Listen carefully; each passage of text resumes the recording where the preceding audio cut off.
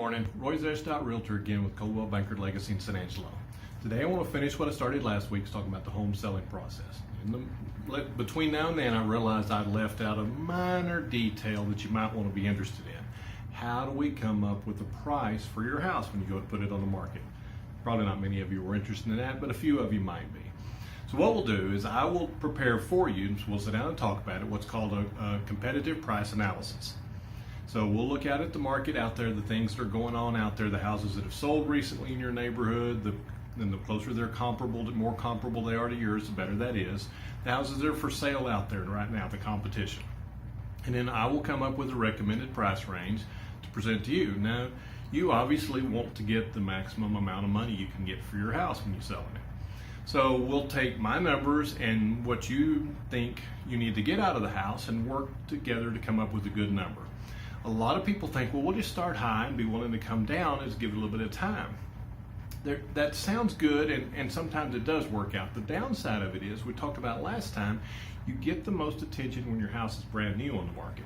So if you don't price it best when it's brand new, you're not going to get the attention early, and it's going to sit on the market longer than you want. So we look at all your priorities, and how quick do you need to sell, what's your financial situation? Are you moving? You've got a certain deadline you've got to be out. Sometimes you need to get it moved quickly, or you got another house you want to buy.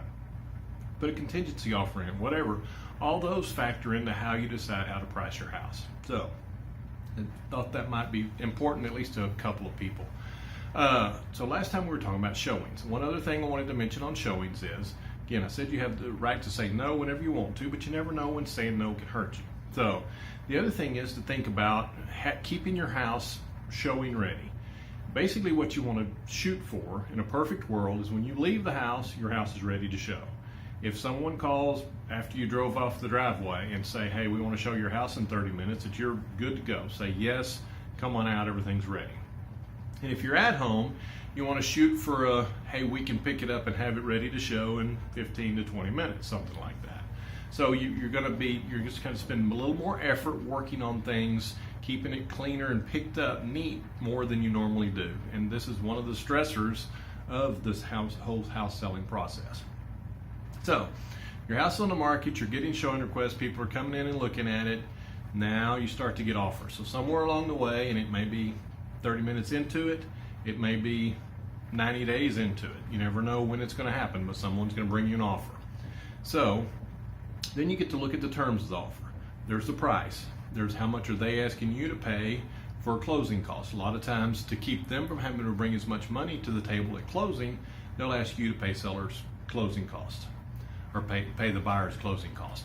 So by doing that, it helps them, and it hurts you because it comes off your bottom line. But if a lot of times people were willing to raise their offer price and then have the closing costs come out of it. So to you, it doesn't really matter if you sell the home for $250 and pay $5,000 in closing costs, or sell the home for $245. To the seller, it really doesn't matter any. Then they may ask you to provide a home warranty. You can do this, the one we generally use, American Home Shield's about $500 for a 1-year warranty. A lot of times they will request that. It covers most things in the house that could possibly go out for a 1-year period of time. They can continue it after that. So that's something they'll talk about. It can be a contingency offer, which means they have to sell another house before they're going to be ready to buy your house. And then there's date frames in there. You can have a house, in a perfect world, a cash buyer, you can close a house in probably 3 weeks, depending on what all's needed. In a more realistic average, you're probably in the 45 day range. If it's a finance deal, they have to get the lender appraisals, all the things that are going to happen there.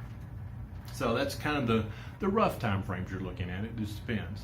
So you can, and with the contingency offer, usually the time frame's a little longer to get them time to sell their house, depending on what the status is now. Is it on the market? Is it under contract? Is it about to go on the market? They have somebody verbally agreed to it. I mean, there's many variables. So we were going to negotiate all those things down, and then one day you're going to have a contract. And that's where we're going to stop for today. Next time I'll go in, I've covered from the buyer and the seller side all the way up till we have a contract.